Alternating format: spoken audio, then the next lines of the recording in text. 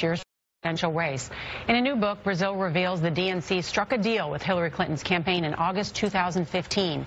It traded strategic and financial control of the committee for fundraising and investment. In response, President Trump, Democratic Senator Elizabeth Warren, and others claimed the 2016 Democratic Party system was rigged. Brazile's tell-all book is called Hacks, the inside story of the break-ins and breakdowns that put Donald Trump in the White House. Donna Brazile is with us. Good morning. Good morning. How are you? I'm well. Was it a fair fight between Senator Clinton and Bernie Sanders? I believe so. Look, we had 5 candidates in the race. Hillary Clinton, no question about it, ran a very strong campaign. She had resources in the states that matter, especially those early states. She won 3 out of the 4 early states, and she went on to win more votes than Senator Sanders. But my purpose in looking into what happened was to find out if anything happened that we did not anticipate.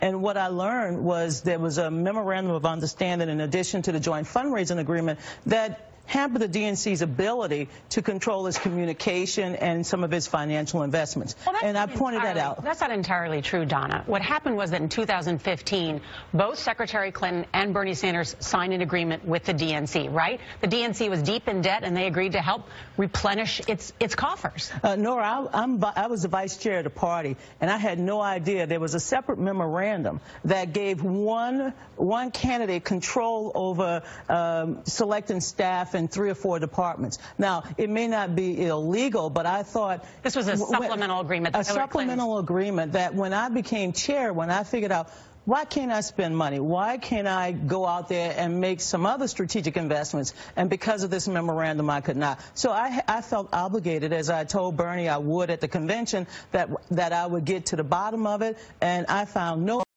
that the party rigged the process, and I wanted to make sure that Bernie and his supporters understood. But your book does not seem to suggest that you think it was a fair fight. That's why I'm surprised to hear you say to Nora, no, it was a fair fight. Your book seems to suggest that you're bitter, you're angry, and on top of all of that, you seem very hurt. But it doesn't seem like you think it was a fair fight, Donna. You even called Bernie to explain to him, I found the cancer here. That doesn't sound like I'm also, first of all, I'm a member of the Democratic establishment in terms of, I'm on the Rules Committee. It is a fair fight. We don't set primary dates. They're set by the states. We set caucus dates. You called Bernie to tell him what? I called Bernie to explain to him that there was cancer that I could not destroy. And I could not destroy it because of this memorandum. I had 2 choices to make, and I think Bernie agreed with me. One was to expose it and expunge it and then disrupt the party in September of 2016, or to wait until the election was over with and to rid the party of basically allowing any candidates. But look, Hillary Clinton did something for the party that everyone should understand. The party was broke, and she gave the party a lifeline of resources in order for us to compete, and that's what she did for the general election. Let me shift to this. But now you're claiming that Hillary Clinton and her campaign treated you like Patsy the slave. Well, no, I said I felt like Patsy the slave. I didn't say look, first of all, I want to correct the record, because I've known Gail for a long time. She's been my editor, so she's tough. But there's no question that I was upset. I was upset because we were hacked. This country was hacked by a foreign country, a hostile country. We were Donna, we were torn like apart. In the book, I read the book, that you were upset with Robbie Mook, certainly. You also sound very angry with Hillary Clinton. Yes, the hacking was an issue. My emotions are my emotions, but there's no question that I was very upset at the time because, look, I'm chair of the party. I have a lot of skin in the game.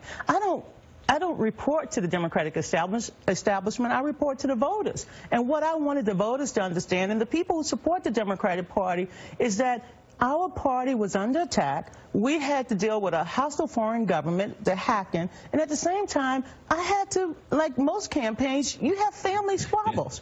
I fought with my family. You guys settled on this. I'm going to do one other thing. All right. Go ahead. No, all right. And I love these 2 women, but they're tough. All right. Charlie, Of course they are. Come on, be gentle, please.